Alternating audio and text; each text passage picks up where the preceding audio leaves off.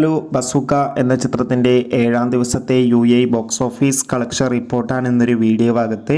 വീഡിയോയിൽ മുൻപ് video like ചെയ്യുക, ചാനൽ സബ്സ്ക്രൈബ് ചെയ്യുക. മാർച്ച് മാസം ഏപ്രിൽ മാസം OTT റിലീസ് ചെയ്ത ചിത്രങ്ങളുടെ വീഡിയോ നമ്മുടെ ചാനൽ ഭാഗം പരിശോധിച്ചാൽ നിങ്ങൾക്ക് കാണാൻ വേണ്ടി സാധിക്കുന്നതായിരിക്കും.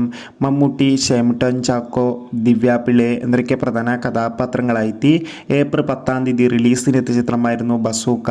അത്യാവശ്യം ഒരു അഭിപ്രായം തന്നെയാണ് ഇപ്പോഴും ചിത്രത്തിന് വന്നുകൊണ്ടിരിക്കുന്നത്.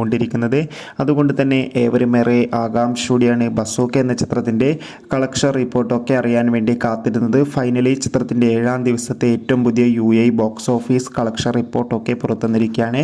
ഒരു ആവറേജ് ബുക്കിംഗ് ആയിരുന്നു ഇന്ന് യിൽ നടന്നത്.